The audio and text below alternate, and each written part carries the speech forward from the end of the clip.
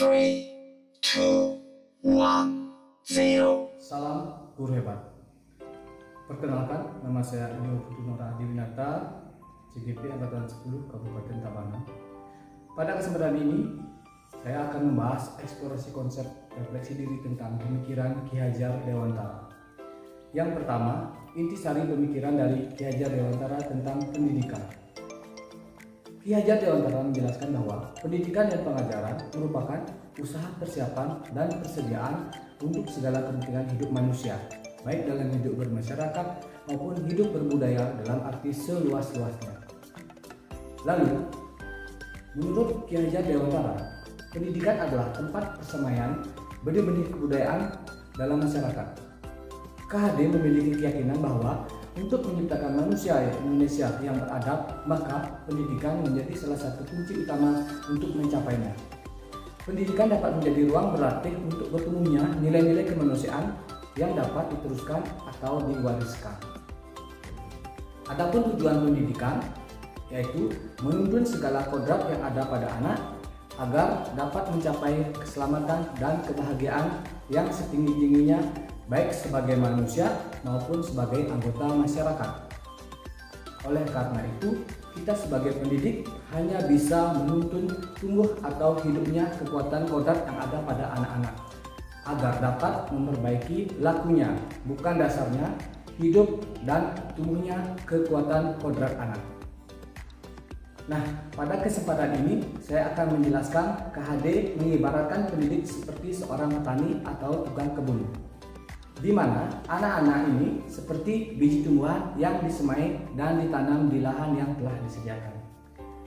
Anak-anak itu bagaikan bulir-bulir jagung yang ditanam. Jika biji jagung itu ditempatkan di tanah yang subur dan mendapatkan sinar matahari dan pengairan yang baik, maka meskipun biji jagung itu adalah bibit jagung yang kurang baik, itu akan dapat tumbuh dengan baik karena perhatian dan perawatan dari Pak Tani. Sebaliknya, meskipun biji jagung itu disemai dengan bibit yang berkualitas baik tapi tumbuh di lahan yang gersang dan tidak mendapatkan pengairan dan sinar matahari atau tangan dinginnya petani, maka biji jagungnya mungkin akan tumbuh tidak optimal. Yang kedua, pembelajaran yang mencerminkan pemikiran Ki Hajar Dewantara. Pembelajaran dari filosofi KHD. Yang pertama, memerdekakan dan berpusat pada murid. Yang kedua, mengikuti perkembangan zaman.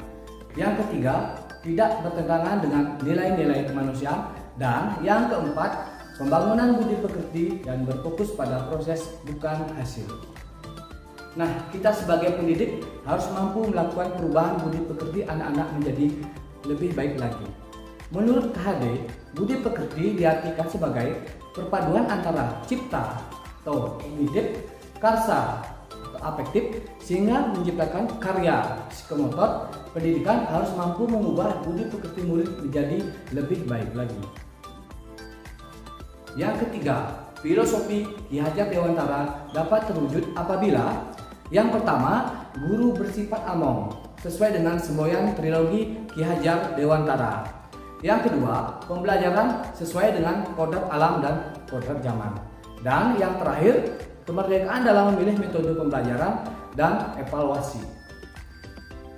Yang keempat adalah konsep pemikiran Ki Hajar Dewantara di kelas yang telah saya lakukan adalah yang pertama, pemanfaatan iptek dalam proses pembelajaran dengan memanfaatkan platform mengajar yang menarik dan interaktif. Kemudian yang kedua, sistem among dengan memberikan kebebasan kepada murid menggunakan sumber belajar seluas-luasnya untuk menemukan pengetahuan baru yang baik secara individu maupun secara kelompok. Nah, demikianlah Bapak Ibu refleksi dari saya tentang pemikiran Ki Hajar Dewantara. Semoga kita semua menjadi guru yang dapat memerdekakan semua siswa kita. Terima kasih.